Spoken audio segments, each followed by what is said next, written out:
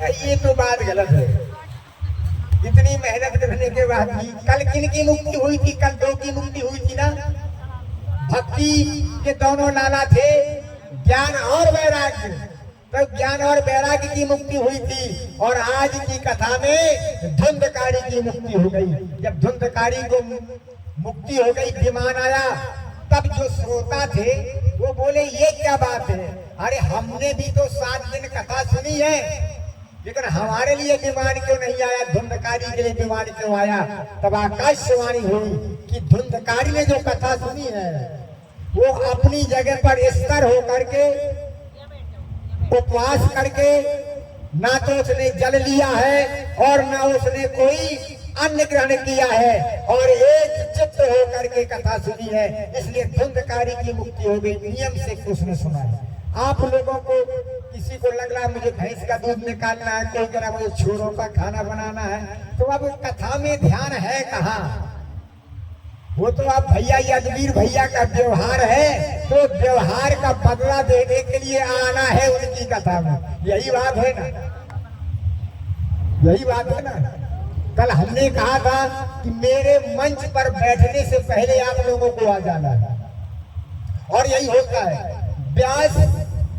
व्यास गद्दी पर ना पाए और श्रोताओं की भीड़ हो जाना चाहिए, तब तो पता चलता है कि श्रोताओं को जिज्ञासा है, सुनने की इच्छा है। अगर 4 बार बुला रहा हूँ, माइक से अनाउंस कर रहा हूँ, और अभी तक जो कल संख्या थी आज वो भी नहीं। क्या बात है? मेरे से कोई गलती हो गई हो तो दुनिया क्षमा करें और आप लोग कथा प्रांगण में पधारने की कृपा करें। आइए 2 बार प्रभु का नाम। तो धुंधकारी की मुक्ति इस प्रकार से हो गई। तब निर्णय निकला, तब समस्त ग्रामवासियों ने कहा हम दोबारा भागवत पुराण करवाएंगे। तब दोबारा समस्त ग्रामवासियों ने मिलकर के श्रीमद् भागवत महापुराण का पाठ सावन के महीने में करवाया। तब समस्त ग्रामवासियों को विमान आया और पूरे ग्रामवासियों की मुक्ति हो गई। अगर मुक्ति नहीं हो रही है तो छोरा छोरी से काम चलने वाला नहीं है, याद रखो इस बात को। क्यों? जब तलक है जिंदगी, जब तलक है जिंदगी, जब तलक है जिंदगी, फुर्सत न होगी काम से, और कुछ समय ऐसा निकालो कि प्रेम कर लो श्री राम से, प्रेम कर लो श्री राम से। आकर के मैंने एक महाशय जी से कहा कि आपको भी पूजन में बैठना है, तो क्या मिला आर्डर? बोले महाराज जी हम नहीं बैठ पाएंगे, हम नहीं बैठ पाएंगे। मेरा निवेदन हमने किया कि चलिए आप भी पूजा करवाएं तो आपको भी कथा का पुण्य मिल जाएगा। तो साफ जवाब हो गया, बोले गुरु व्यास मैं तो नहीं करवा पाऊंगी, लेकिन हम नाम किसी का नहीं ले रहे, किसी की बात नहीं कर रहे। आइए हरि शरण हरे शरण हरे शरण हरे शरण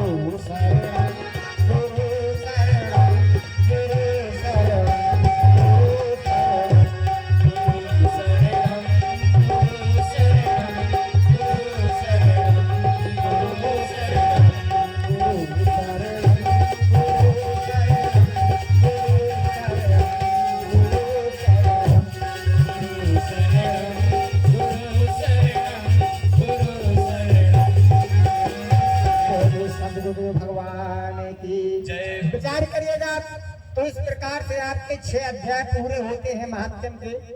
अब प्रथम स्कंद की ओर चल रहा हूं। यदि समर्पित भाव नहीं है तो काम बनने वाला बन जाएगा नहीं। जिस प्रकार से बरसात में पानी बरसता है, सुषमा जी, बरसात में पानी बरसता है और पानी पहाड़ से निकल करके नदी बन के चलता है। ध्यान देना, कथा समझने का विषय होता है। पानी नदी बन के चला और वो किस ओर जा रहा है? सागर की ओर जा रहा है ना। हर नदी सागर की ओर जा रही है। और यदि वो सागर का फासला 3 किलोमीटर करके और नदी यूं निकल जाए तो नदी रहेगी कि सागर बन जाएगी? वो नदी ही रहेगी। जब तक सागर को वो समर्पित नहीं होगी तब तक वो नदी ही रहेगी, उसको नदी नाम की संज्ञा मिलेगी। और यदि वो पूर्ण रूप से जाकर के सागर को समर्पित हो जाए, सागर में मिल जाए, तो क्या सागर से कभी नदी निकलती है? फिर वो क्या बन जाएगी? सागर बन जाएगी ना। इसी प्रकार से जब कोई शिष्य तन मन धन से गुरु को समर्पित हो जाता है तो शिष्य नहीं बनता, वो गुरु ही बन जाता है।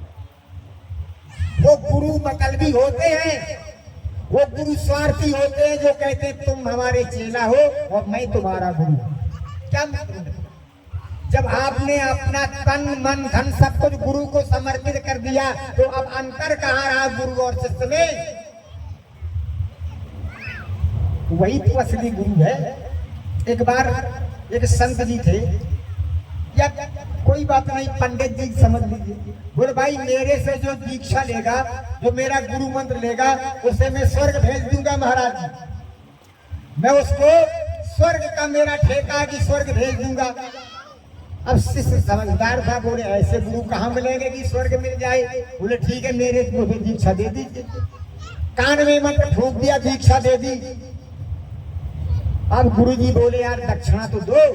बोले दक्षिणा में पूरा गुड़गांव दे दिया, दक्षिणा में पूरा गुड़गांव दे दिया आपको।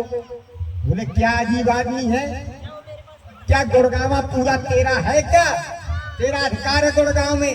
बोले जब मेरा गुड़गांव में अधिकार नहीं है तो क्या तू स्वर्ग का ठेकेदार है? तू मुझे स्वर्ग भेज देगा जब तुझे लोभ लगा हुआ है। लोभी गुरु और लालची चेला और होए नरक में। लेकिन अब समस्या है कि अब फैशन का जमाना है, प्रभावी होना चाहिए। तो जब जो भी जुड़ते हैं वो प्रभावशाली गुरु से जुड़ते हैं। हम जैसे लोगों से नहीं जुड़ पाएंगे, ना हम लोगों को सुन पाएंगे। ये तो जो आप लोग सुनने आई है वो यज्ञ भैया के व्यवहार से आई है, कथा मेरी सुननी नहीं आई है। विचार अब मेरी अगर सुनने आएगी कथा तो मैं समझ जाऊंगा कि अब आप 8 घंटे पहले उपस्थित हो जाए प्रांगण में, तो हमें ये ज्ञात हो जाएगा कि आप मेरी कथा सुनने की इच्छा रखती है। और ये तो चले आ रहे हैं आप लोग, मर्जी आपको, कोई बात नहीं। तो विचार करिएगा इस प्रकार से, यदि समर्पित भाव नहीं है तो काम बनने वाला नहीं है। समर्पित भाव तो देखिए, काम जरूरी और मौका यही, और समय थोड़ा, 2 दिन निकल गए, 5 दिन और बचे, बस कथा हो जाएगी। और फिर जौनियावासी में तो बड़ा असंभव मुझे लग रहा है कि फिर से कथा हो जाएगी, बड़ा मुश्किल समझ में आ रहा है। चलिएगा। जीवन है तेरे हवाले मोरलिया वाले,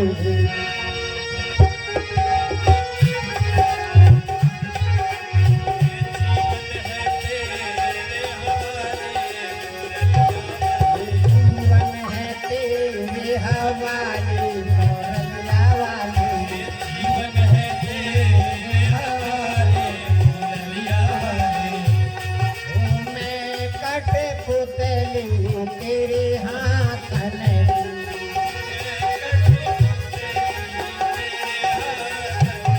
आप बताइए, गीत भी कह रहा है कि सब है नचावत राम गोसाई और बंधे कीर मरकट की नहीं। जिस प्रकार से बंदर एक मदारी के इशारे पर नाचता है, तो हम और आप सब परमात्मा के इशारे में नच रहे हैं, फिर भी हमने खोपड़ी में लगा रखा बाप महाराज जी काम नहीं हो पा रहा है। काम तो हो ही जाएगा। मैं कटे को पहलू तेरे हाथ में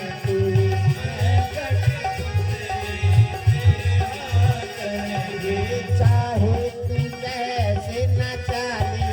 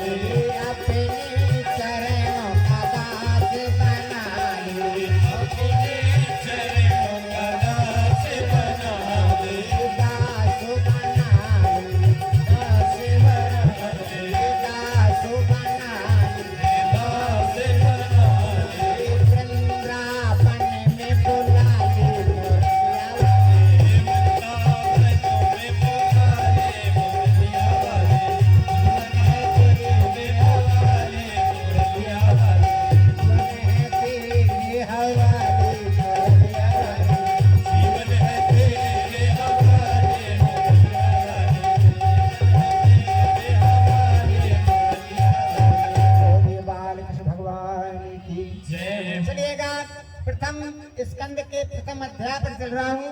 तो कल भी ये बताया था श्रीमद् भागवत पुराण का जो कथन शुरू हुआ वो कहाँ से, महाभारत के सीरियल से लिया गया। जब कुंती के 5 पुत्र युधिष्ठिर, भीम, अर्जुन, नकुल, सहदेव और गंधारी के 100 पुत्र, विचार करिएगा। तो एक समय महालक्ष्मी पूजन भी कब होता है, वो भी कृष्ण पक्ष में होता है। अश्विनी मास जो होता है, जिसे यहाँ पर कनाडा कहते हैं, अष्टमी के दिन महालक्ष्मी पूजन होता है। तो महालक्ष्मी पूजन हो रहा था, तो कुंती के 100 लाला थे, तो थोड़ी थोड़ी मिट्टी ला करके बड़ा हाथी तैयार कर दिया, हाथी बना दिया। अब कुंती पूजन करने के लिए गई, तो गंधारी बोली, अरे बोली तेरे तो 5 पुत्रों से तू हाथी न बनवा लेती, तू हाथी न बनवा लेती, ये तो मेरे लालाओं ने हाथी बनाया है। तब कुंती ने सोचा, मैं तो ऐसा नहीं सोचती थी कि ऐसा कहेगी गंधारी। तब कुंती वापस चली जाती, पूजा नहीं करती। ये भी कृष्ण पक्ष की बात है। तब कुंती जाकर के अपने भवन में लेट गई। अर्जुन कहीं से घूम करके आए, बोले माता जी कैसी लेटी? बोले कुछ नहीं बेटा। बोले आखिर बताओ। बोले आज महालक्ष्मी पूजन था तो कुंती के 100 पुत्रों ने थोड़ी थोड़ी मिट्टी ला करके हाथी बनवा दिया है और मैं पूजा करने के लिए गई तो गंधारी ने मुझे पूजा नहीं करने दी। अरे बोले माता जी ये कौन सी बड़ी बात है, ये कौन सी बड़ी बात है? ये भी देखिए उसी समय अर्जुन ने डांडी उठाया और जैसे प्रशंसा खींची और बाण को चढ़ाया और बाण मार मार करके जो है इंद्रासन तक, इंद्रलोक तक सीढ़ियां लगा दी और इंद्र को आदेश दिया। क्यों? अर्जुन इंद्र का ही पुत्र था, इंद्र के अंश से पैदा हुआ था, युधिष्ठिर धर्म के अंश से पैदा हुआ था और भीम पवन के अंश से पैदा हुआ था और अर्जुन इंद्र के अंश से पैदा हुआ था। जब खत पहुंचा, एक बाण पर खत लिख दिया, पत्र लिख करके जब भेजा और जब इंद्र ने पढ़ा तो ऐरावत हाथी को उतार दिया। अब ऐरावत हाथी को जब उतार दिया तो ये भी कृष्ण पक्ष की अष्टमी थी, अश्विनी कुमार के महीने की विचार करिएगा। तब जब ऐरावत आ गया तो बड़े बड़ाई ना करे और बड़े न बोले बोल और हीरा मुख से कब कहे कि लाख टका निर्मूल, लाख टका निर्मूल। जो बड़े होते हैं, जो समझदार होते हैं, वो कभी अपना बड़प्पन नहीं दिखाते हैं। झुकता वही है जिसमें जान होती है और अकड़ना तो मुर्दे की पहचान होती है। जिस डाली में रस होगा वो डाली झुकेगी और जो डाली सूखी है वो झुकने वाली। तो झुकता वही है जिसमें जान होती है और अकड़ना मुर्दे की पहचान होती है। तब कुंती ने कहा, अरे गंधारी दीदी ने तो, गंधारी ने तो मिट्टी का हाथी बनवाया है और मेरे लाला ने तो इंद्रलोक से ऐरावत को उतार दिया है, तो अब मैं गंधारी ने तो मुझे पूजन नहीं करने दिया मिट्टी के हाथी का, तो मैं क्यों ना जाकर के अपनी जो है बहन गंधारी को ले आऊं। तब कुंती जाती है और कहती है बहन चलो पूजन कर लो, ये तो मिट्टी का हाथी है, इसका तो पूजन कर लिया, लेकिन जो सजीव हाथी है और वो भी ऐरावत है और ऐरावत का जन्म कहां से हुआ था? कलुपद्रम शशिधेनु धन। जब समुद्र मंथन हुआ था तो 14 रत्न निकले थे। कौन कौन? कलुपद्रम शशिधेनु धन, धानंतर विश्वाज और श्रीमणि रंभा वारणी, अमीय शंखो गजराज। ऐरावत का जन्म जो समुद्र से हुआ था, लक्ष्मी जी का भाई था। आज लक्ष्मी पूजन में लाया गया। तब गंधारी कुछ गई संकोच में सिर नीचा कर लिया कि मेरे पुत्रों ने तो हाथी मिट्टी का बनवाया था और मैंने मिट्टी का हाथी कुंती को पूजने नहीं दिया, लेकिन धन है कुंती के पुत्र ने ऐरावत को ला दिया उतार करके, और फिर भी कुंती को अपने तिरस्कार का ध्यान नहीं है कि मैंने उसका अपमान किया था और वो फिर भी मुझे ससम्मान बुलाने के लिए। ये होते हैं जिनमें गहराई होती है, और जहाँ गहराई होती है वहीं ठंडा पानी होता है। कहने का तात्पर्य झुकता वही है जिसमें जान होती है और अकड़ना तो मुर्दे की। लेकिन बहुत कोशिश की जा रही है लेकिन फिर भी असर नहीं।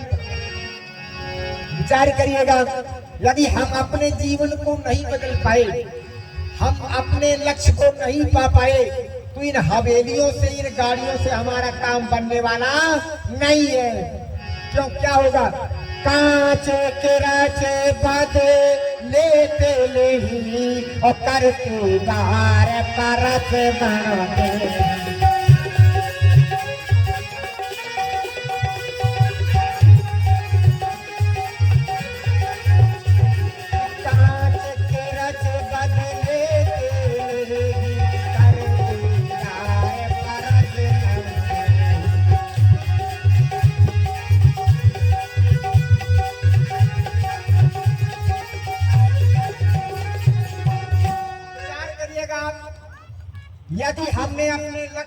नहीं पा पाए तो हमारा काम बनने वाला नहीं है। जितना यहाँ प्रसादन दिखाई सत कहिए जो दिन से नहीं, और जितना दिखाई गो गोचर जहाँ लग मन जाई सो सब माया जानो भाई। जहाँ तक दृष्टि जाएगी वो सब माया है। गो गोचर जहाँ लग मन जाई सो सब माया जानो भाई। ये तो माया है और माया किसी का साथ देने वाली नहीं है, विचार रखिएगा। और यदि कुछ भजन कर लोगे, बड़े बड़े मोद मिले मान के विनोद मिले, सारे प्रमोद मिले कहीं बाटी में। बड़े बड़े मोद मिले मान के विनोद मिले, और सारे प्रमोद मिले कहीं बाटी में। वेदों के अंग मिले राग और रंग मिले, और साधुन के संग मिले घनी घनी घाटी में। कहे बिहारी भामनी को भामिन मिले, और कामी को कामिन मिले रतन जड़े पाटी में। ऊंचे धवल धाम मिले, हवेलियां मिल गई, ऊंचे धवल धाम मिले, और ग्राम मिले छदाम मिले। जो राम ना मिले तो सब काम मिले माटी में, सब काम मिले माटी में। यदि परमात्मा की प्राप्ति नहीं हो पाई तो फिर कुछ नहीं है, बिल्कुल सब यही पड़ा रह जाएगा। और आप जिस समय प्राणी किसी भी प्राणी के प्राण निकलते हैं तो ढाई घड़ी में 92,000 योजन की दूरी हम दूर तय करवा देते हैं, इतनी तेजी से जाता है। ढाई घड़ी क्या होती है?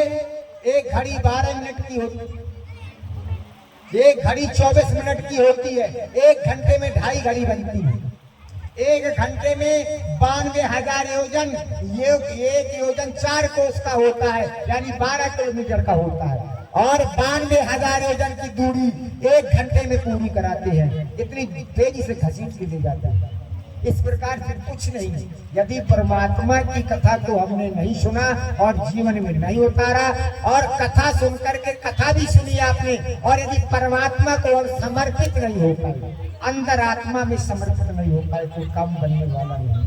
एक बार तीर्थंकर की कहानी बताऊं। सबको राम राज में सबको हिस्सा दिया गया। जानकी जी को चरण धोने का, एक पैर जानकी जी को धोने का, एक पैर सीता जी को धोने का, और लक्ष्मण जी को छत्र धारण करवाने का। इस प्रकार से बारी बारी से सबका विभाजन काम कर दिया गया। हनुमान जी बैठे थे। हनुमान जी बोले, प्रभु मेरे लिए कोई काम है? बोले तुम्हारे लिए तो कोई काम नहीं बना। तो बोले मुझे बैठने की जगह नहीं है। बोले ना, मेरे पास तो आपके लिए कोई बैठने की जगह नहीं है, तो मेरा भक्त बनना फिर क्या मतलब निकला? बोले मेरे पास जगह नहीं है, लेकिन बजरंगी तेरे पास तो जगह है। अब विचार करिएगा, अब हनुमान जी के पास कहाँ जगह है? वो तो अयोध्या में रहते थे ना। बोले जब आपकी अयोध्या में जगह नहीं है तो प्रभु मेरे पास कौन सी जगह है? बोले मेरे तो हृदय में दुनिया के सारे भक्त बैठे हुए हैं, लेकिन तेरे हृदय में तो कोई नहीं बैठा, तो तू तो जगह मुझे दे सकता है। तब हनुमान जी ने राम और सीता को अपने हृदय में जगह दी। ये है भक्ति। इस प्रकार से भक्ति हो, त्याग हो भक्ति में, तभी तो भक्ति होती है। नहीं तो कल बोल भी दी थी मैंने, क्या बोली थी एक लाइन कि नाक दबाओ, कान दबाओ और बजाओ घंटी, क्या इसमें भगवान मिलेंगे? क्या इसकी गारंटी? हो ही नहीं सकता है। बजाते रहो, ठाकुर जी की पूजा करते रहो, मिश्री खाते रहो। क्या कभी खाने आए कभी खाने? और वो कर्माबाई कौन थी जिसका जो दरिया खाने के लिए आ गया? वो भी तो आप जैसी थी ना, थी। आना पड़ा था, कान्हा जी को नहीं आना पड़ा था। जरा विचार करिए, कर्माबाई एक जाट की बेटी थी है, और जब थाल परस के रखा तो ठाकुर जी को भोग लगाने के लिए थाली में आना चाहिए। ये लगन में लीन जो इंसान हुआ करते हैं, लगन में लीन जो इंसान हुआ करते हैं, उनके ही बस में तो भगवान हुआ करते हैं। अरे कौन कहता है कि भगवान आते नहीं? अभी हमारा एक छोटा भाई गा रहा था गीत, कौन कहता है कि भगवान आते नहीं है, लेकिन मीरा जैसा कोई उन्हें बुलाता भी तो नहीं है। अरे कौन कहता है कि भगवान खाते नहीं है, लेकिन सवरी जैसा कोई उन्हें खिलाता नहीं है। कौन कहता है कि कहना नाचते नहीं है, लेकिन गोपियों जैसा कोई उन्हें नचाता भी तो नहीं है। विचार तो करिएगा, कोशिश तो करिएगा, सारे काम बनेंगे, कोई दिक्कत नहीं आएगी, लेकिन परमात्मा की कथा तो लगन से सुनो, जीवन में उतारो।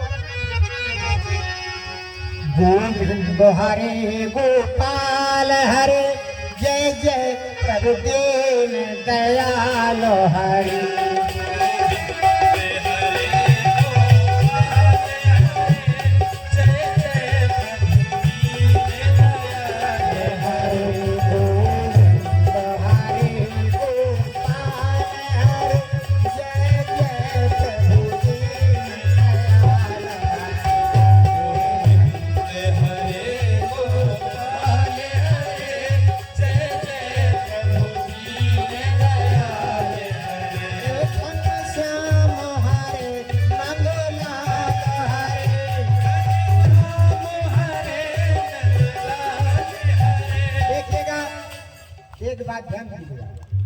कीर्तन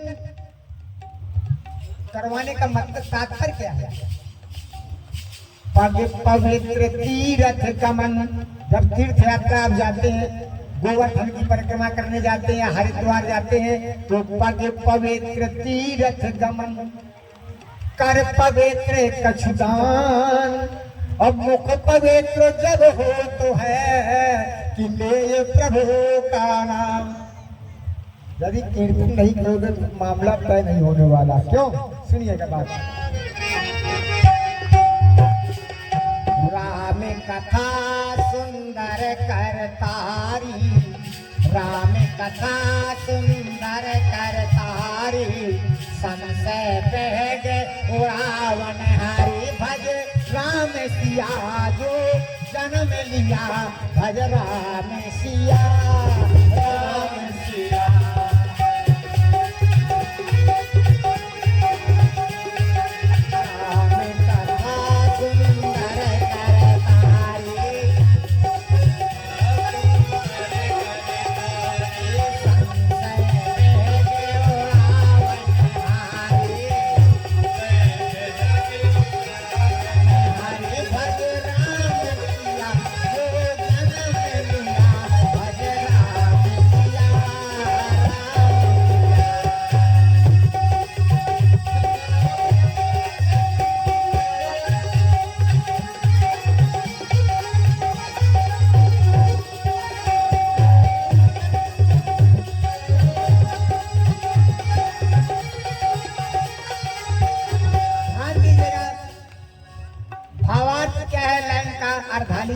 कि राम कथा सुंदर करतारी, करवाने हाथ, करवाने हाथ और ताली माने कि राम परमात्मा की जब कथा सुनना चाहिए या कीर्तन करना चाहिए तो राम कथा सुंदर करतारी और संशय उड़ावन हारी। बेहग माने पक्षी, जो संशय रूपी पक्षी बैठा हुआ है अंदर कि मैं एक दिन मर जाऊंगा या मर जाऊंगी, तो संशय रूपी पक्षी भाग जाता है। हम ना मरते हैं, ना मरे हैं और ना मरने वाले हैं। कितने लोग मरने वाले हैं? जरा हाथ उठा दो। कितने लोग मरोगे और कितने लोग नहीं मरोगे? कोई हाथ नहीं उठाएगा, विचार करेगा। हम मरने वाले नहीं है, मरेगा शरीर, जन्म लिया पैदा हुआ है तो शरीर। मैं तो अजर अमर अविनाशी आत्मा हूँ, सच्चिदानंद रूपाए विश्वोत्पत्त्या हेतवे तापत्रय विनाशाय श्री कृष्णाय वयं नमः। इस विचार से निडर रहिएगा, किसी का डर नहीं, निर्भीक होकर के परमात्मा का भजन करिए, कथा को सुन करिए और जीवन में उतारिए। सबसे बड़ी बात है कि जीवन में उतारें। यदि अनुसरण नहीं किया तो काम बनने वाला नहीं। इसी प्रकार से प्रथम स्कंद की बात, जब महाभारत का युद्ध समाप्त होने जा रहा है, सारे के सारे कौरव मारे गए, अश्वत्थामा और दुर्योधन घायल पड़ा था। दुर्योधन घायल पड़ा हुआ है युद्ध भूमि में। अश्वत्थामा, कृपाचार्य और पांडव ये बचे हुए थे।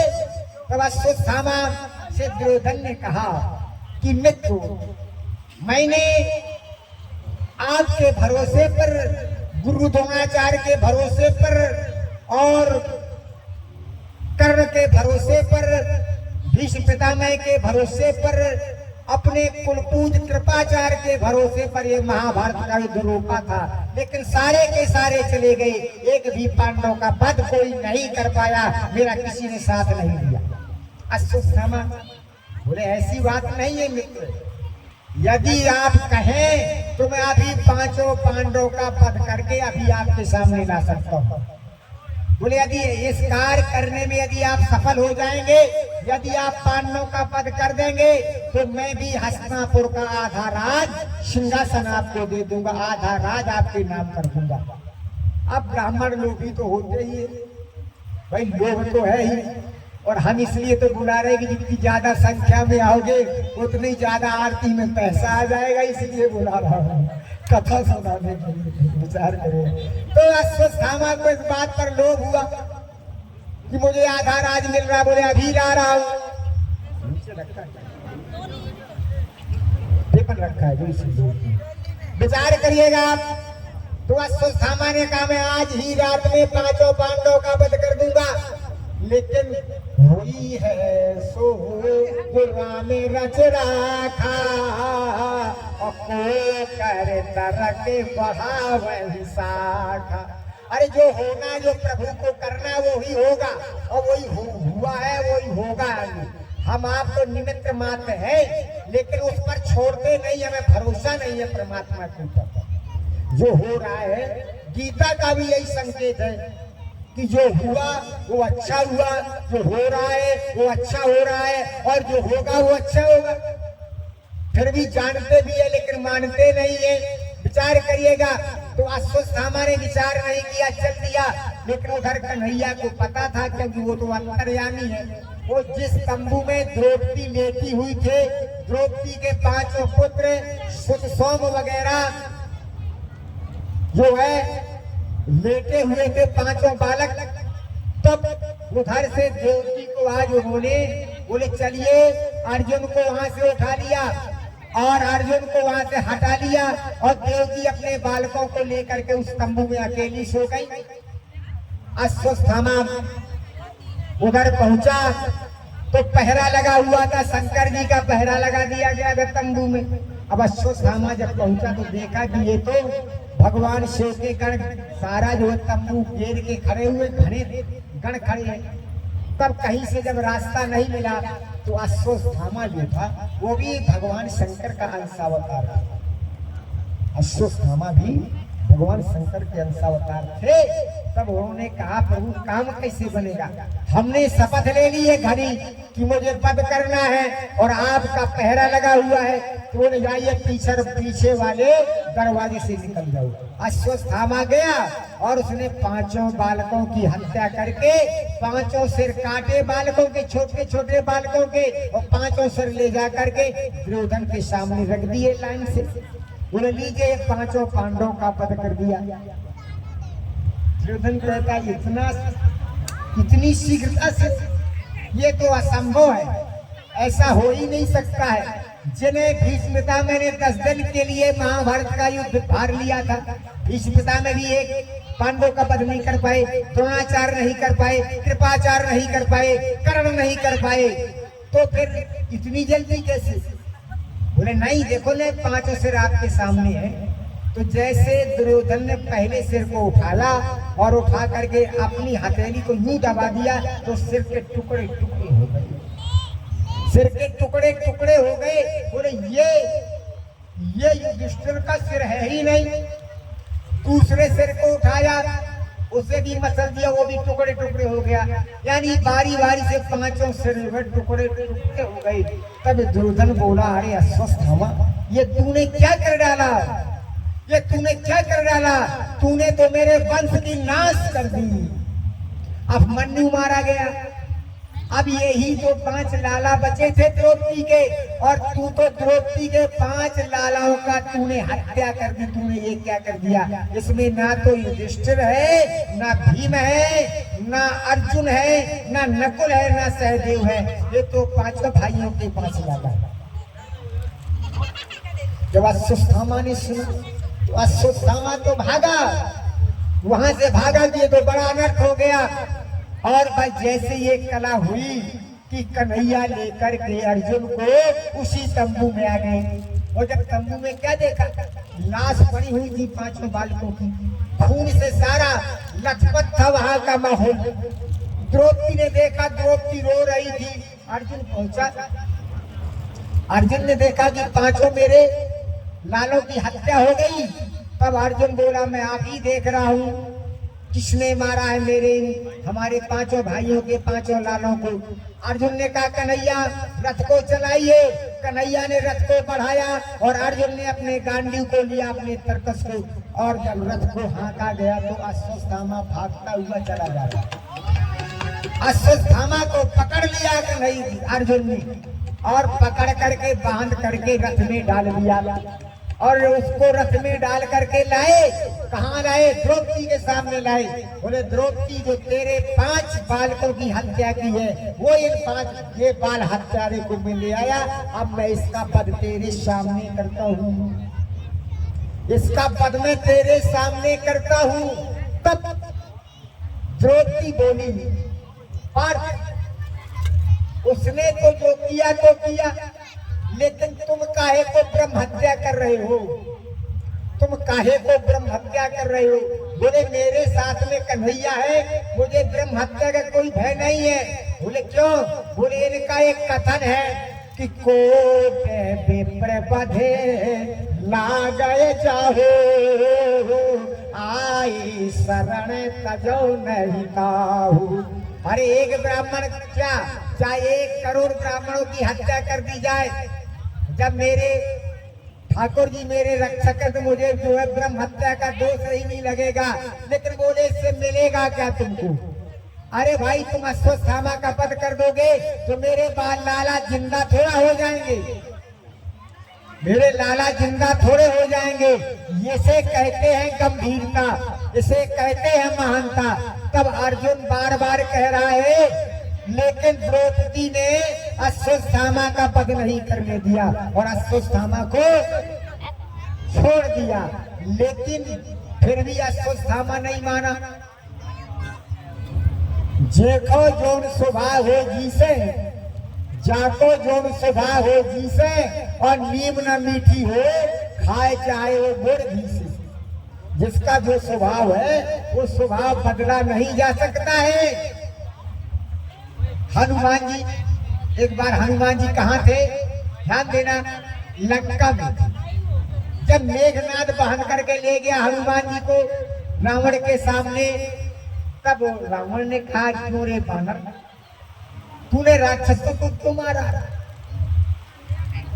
बोले, बात ये नहीं है दशानन। बोले, फिर क्या बात? बोले, बात यदि की फल खायो प्रभु लागी भूखा, मुझे भूख लगी थी तो मैंने फल खाए। फल खायो प्रभु लागी भूखा, और कपि स्वभाव ते तोरे रूखा। और मैं कपि हूँ, बंदर हूँ, तो बंदर का काम ही होता है शैतानी करना। तो कपि स्वभाव ते तोरे रूखा, मैंने अपने स्वभाव बस है डालियों को तोड़ डाला। बोले, बात ये है, जिन्हें मुझे मारा मैं तिन मारा, और तऊप बांधो तनय तुम्हारा। जिसने मुझे मारा मैंने उसको मारा, जिसने मुझे मारा मैंने उसको मारा, और फिर भी तुम्हारे पुत्र मुझे बांध करके ले आए। मैंने गलती क्या की? बोले, तूने गलती ये की। बोले, क्या गलती की? बोले, तेरी गलती ये है कि तुझे भूख लगी थी। भाई, तुम्हें भूख लगी थी तो तुम फल खा लेते, तुम फल खा लेते, लेकिन डालियों को ना तोड़ते। बोले, कपि स्वभाव ते तोड़ रूखा। बोले, मेरा स्वभाव है बानर हूं ना। ये तो मेरा स्वभाव है। अरे तो बोले स्वभाव को बदल देता भाई, ये डालियां तोड़ने के स्वभाव को बदल देता। बोले बात तो बिल्कुल ठीक कह रहे हैं आप, क्या स्वभाव बदला जा सकता है? बोले क्यों नहीं बदला जा सकता? भाई तेरे को भूख लगी, तू फल खा लेता और डालियां ना तोड़ता तो राक्षस तुझे मारते नहीं। तो बोले क्या स्वभाव बदला जा सकता है? बोले क्यों नहीं बदला जा सकता है? तो जब बदला जा सकता है, बदला जा सकता है, तो मैं भी तो आपसे प्रार्थना कर रहा हूँ। बोले क्या? बोले मैं आपसे प्रार्थना कर रहा हूँ कि दशकंदर जी आप अपने स्वभाव को बदल दें, आप अपने स्वभाव को बदल दें। बोले मैं क्या बदल दूं? अरे बोले जननी समझा नहु पर नारी और धनी पराओ किसते बेसुवारी। जननी कहते हैं जिस माता ने हमें जन्म दिया। जननी समझा नहु पर नारी, पर नारी को, पर नारी में अपनी माँ के समान समझना चाहिए। जननी समझा नहु पर नारी और धनी पराओ किसते बेसुभारी। तुम भी स्वभाव बदल। अरे तुम जानकी जी को हरण करके ले आई हो, जगत जननी जगदम्बा है, उनको वापस कर दो। बानर खबरदार। बोले जब आप स्वभाव नहीं बदल सकते हैं तो मैं तो बंदर हूं, मैं कहां से स्वभाव बदल दूं? विचार करिएगा।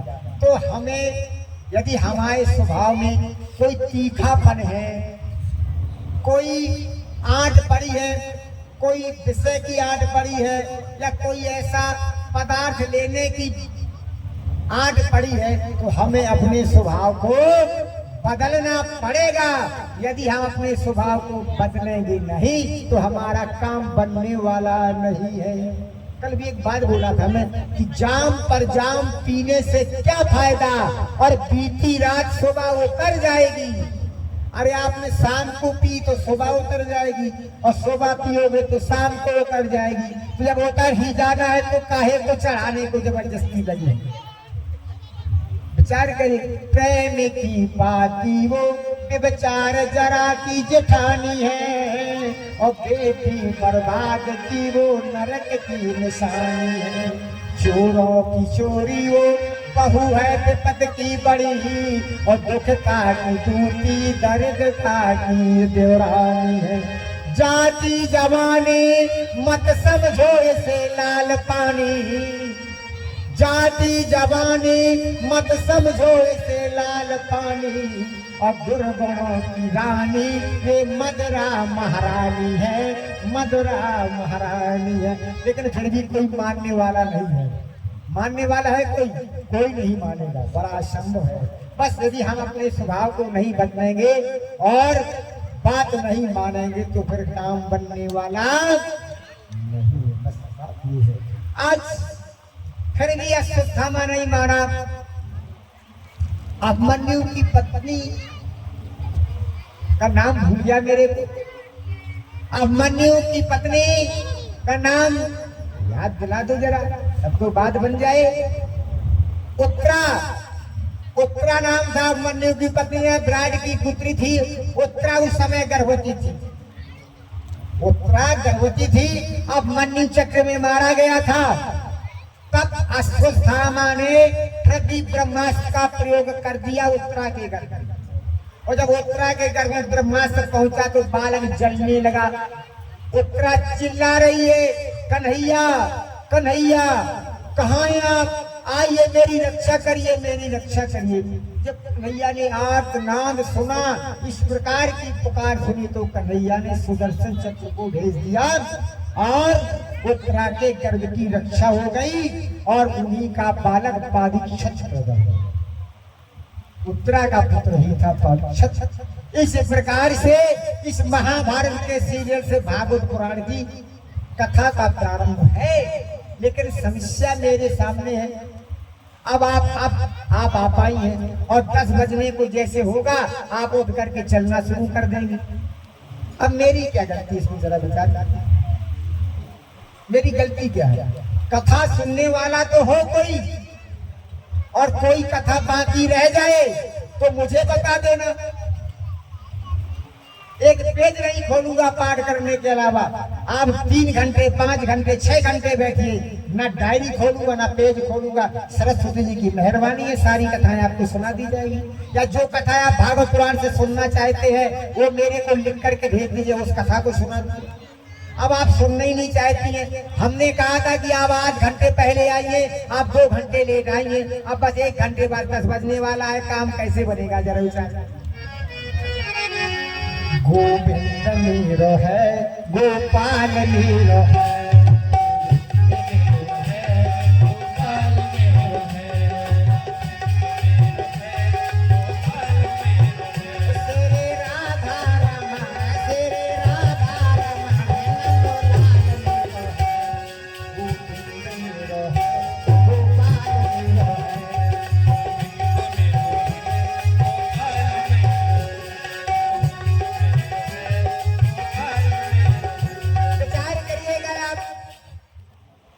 थोड़ा नाराज नहीं हो जाना। मुझे तो ये लग रहा था कि कल की कथा से आप नाराज हो गई है, इसलिए लेट आ रही हैं। विचार करिएगा, तब उत्तरा के गर्भ की रक्षा की भगवान कन्हैया ने और परीक्षित का जन्म हुआ। लेकिन एक और, अब वो 5 बालक जो मारे गए, और करिएगा, जो 5 बालक द्रौपदी के मारे गए वो क्यों मारे गए? जब हमारा कोई कार्य बिगड़ता है या हमारी पर कोई आपत्ति आती है, उसका कुछ न कुछ कारण होता है। आज 5 बालक मारे गए, बाल्यावस्था में कारण था। क्या कारण था? ये विश्व देवाओं के 5 पुत्र थे। ये विश्व देवाओं के 5 पुत्र थे। और जिस समय हरिश्चंद्र की परीक्षा की विश्वामित्र जी ने, और जब तारा, रोहित और हरिश्चंद्र को बेचा गया मरघट की रखवारी में, हरिश्चंद्र रहे, तब ये दशा देख करके विश्वामित्र जी की हंसी इन लोगों ने उड़ाई थी। इन 5 देवताओं ने विश्वामित्र की हंसी उड़ाई थी। बोले अरे तुम संत हो करके तो किस बात के संत हो? तुम क्या संत हो? ऐसे काम कर रहे हो, तारा को बिकवा दिया, हरिश्चंद्र को डोम के घर बिकवा, मरघट की रखवारी करवा रहे हो। तब जब ये व्यंग किया विश्वामित्र का, तब विश्वामित्र जी ने 5 देवताओं को श्राप दे दिया था।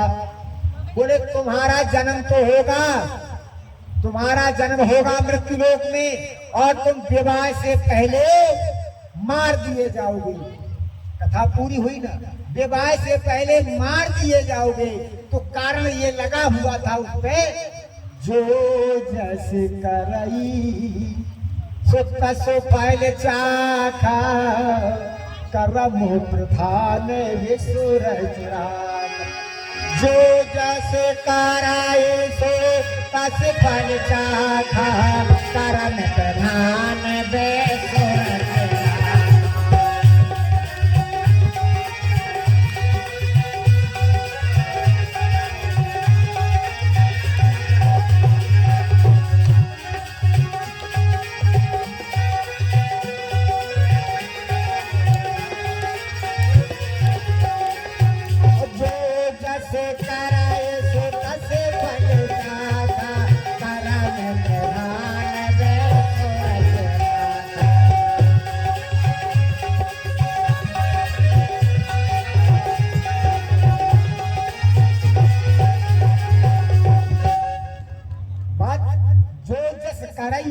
फल चाखा, विश्वामित्र जी की हंसी उड़ाई, तो आज विवाह से पहले मरना पड़ गया। 5 देवता थे, विश्व देवा के पुत्र थे।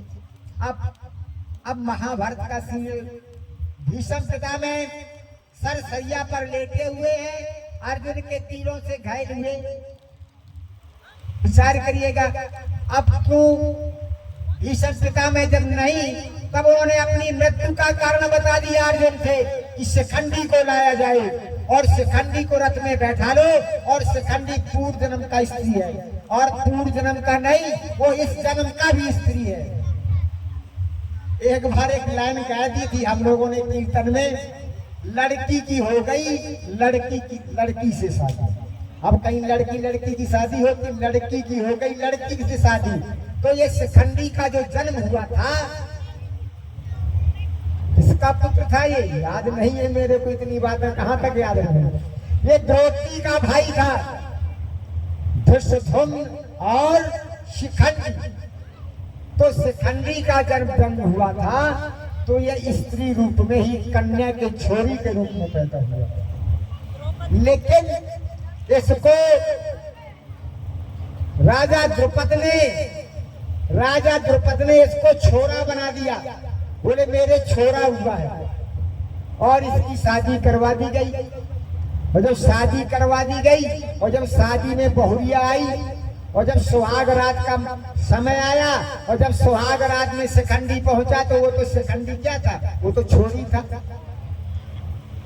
जो बहू शादी में आई थी बड़ा क्रोध हुआ। बोले मेरे पिता को कुछ नहीं समझ में आया, लड़की की कर दी लड़की से शादी। अब बताओ मैं क्या सुहाग रात बताऊं, कैसे जिंदगी बताऊंगी। तब वो लड़की भाग करके पिता के पास गई। अरे बोले पापा तुम्हें समझ में नहीं आया, तुमने तो लड़की से शादी अपनी लड़की की कर दी।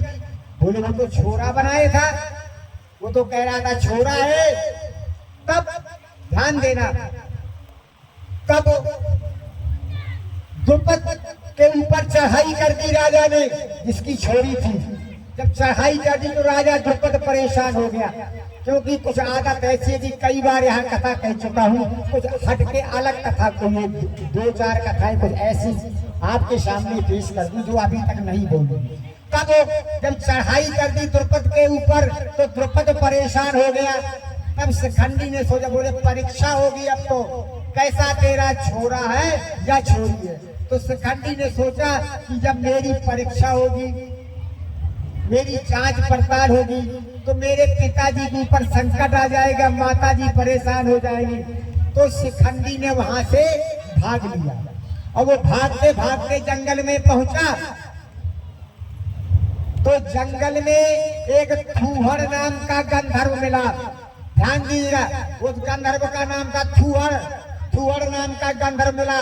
पहले गंधर्व होते थे इंद्रलोक में और आज गंधर्व हो रहे हैं गांव में। ट्रेन में सफर करना मुश्किल है, बस में सफर करना मुश्किल है और यूं आ जाते हैं 10 का देव 20 का देव। क्यों करते हैं ऐसा, पता लगाया किसी ने आज तक? कारण उसका ये है, जब थूहड़ नाम का गंधर्व मिला तो थूहड़ नाम के गंधर्व ने कहा भैया शिखंडी क्यों भागे फिर रही है। बोले क्या बताऊं, समस्या है, घनी आपत्ति मेरे सिर पर है। बोले क्या आपत्ति है। बोले मैं तो छोरी था और मेरे पिता ने मुझे छोरा बना दिया और एक छोरी से विवाह करवा दी। अब बोले जब छोरी सुहाग रात में आई तो उसने मुझे देख करके वो अपने पिता के पास चली गई है और उस राजा ने चढ़ाई कर दी मेरे पिता की। मेरी परीक्षा होनी है, अब मेरे पास कोई उपाय नहीं है। तब गंधर्व झुकता वही है, बड़े बड़ाई ना करे और बड़े न बोले बोल, और हीरा मुख से सब कहे कि लाख टका मेरे बोल। बोले तो ऐसा कर ले। बोले कैसा। बोले तेरी परीक्षा हो जाएगी, अपना अंग में तुझे दे रहा हूँ, अपना रूप में तुझे दे रहा हूँ और तुम जाकर के परीक्षा में पास हो जाओगे और 6 महीने के बाद तुम अपना रूप ले लेना और मेरा रूप मुझे दे देना। ये शर्त तय हुई दोनों में, किसमें? थूहड़ नाम के गंधर्व में और शिखंडी में। बोले अपना रूप में दे रहा हूँ तो तुम परीक्षा में पास हो जाओगे, तुम्हारा रूप मैं लिए ले रहा हूँ। बोले ठीक है। अब थूहड़ नाम के गंधर्व ने अपने अंग को दे दिए और उसके अंग उसने ले लिए। अब जब शिखंडी पहुंचा तो शिखंडी पास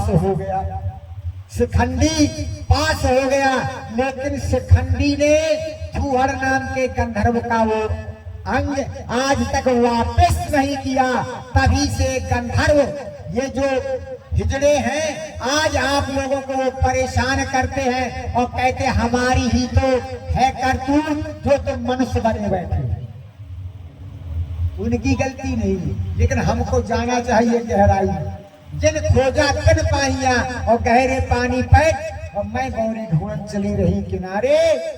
यदि कथा कहनी है ना तो 10 लाख में कहो चाहे 10,000 में कहो, लेकिन ऐसी कथा कहो जिस कथा में कुछ हो, या गीत गाते रहो बस।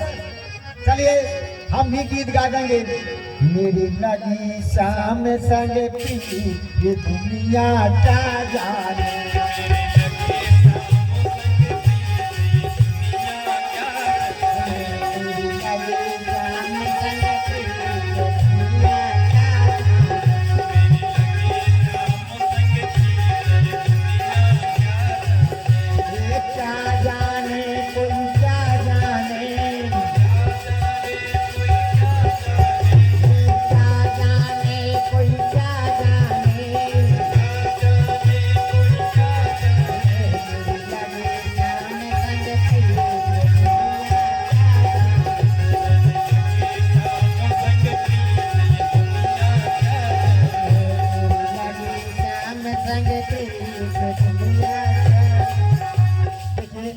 गीत यदि गाता रहूंगा, चलो एक एक लाइन रोज सुना दूंगा गीत की कथा पर, आइए कि वो कथा पूरी हो जाए। विचार करिएगा। तो शिखंडी वो पास हो गया, शिखंडी था तो भीष्म बाबा को ये पता था कि अगले जन्म में भी ये स्त्री था। ये अंबानंद भीष्म बाबा के दो भाई थे, विचित्रवीर और चित्रांगद। राजा काशी नरेश सालों, राजा काशी नरेश की 3 पुत्रियां थी, अम्बे, अम्बा और अम्बालिका। इनका स्वयंवर हो रहा था काशी में। तो भीष्म बाबा गए और तीनों कन्याओं को जबरदस्ती छीन करके ले आए। जबकि अम्बा का जो लव मैरिज था, वो लव मैरिज हो रहा था सालों नरेश। अम्बा की और सालों नरेश की बात चल रही थी, तो उनका लव मैरिज होने जा रहा था। लेकिन भीष्म बाबा से कोई लड़ने वाला नहीं था, तो ये तीनों कन्याओं को छीन करके ले आए और अम्बे और अम्बालिका विवाह को कर दिया। एक का विचित्रवीर से, एक का चित्रांगद से। अब एक अम्बा नाम की कन्या बच गई। वो बोली, अब हम कहाँ जाएं? बोले तुम कहाँ जाओ? बोले आपको जबरदस्ती लाए हैं, मेरे से आप विवाह करिए। बोले मैं तो ब्रह्मचर्य हूँ, मैं तो आजीवन ब्रह्मचर्य का पालन करना है मुझे, मैं तो विवाह नहीं कर सकता। बोले तुम जाओ, चली जाओ सालों नरेश के पास। वो कन्या भाग करके राजा सालों नरेश के पास गई। बोले तुम मेरे काम की नहीं है, जिस समय मेरी तेरी बात थी उस समय तू मेरे साथ आती तो तू मेरे मतलब की थी। अब तू तो दूसरे की बन गई, भीष्म ले गया, अब मैं तुझे स्वीकार नहीं करूँगा।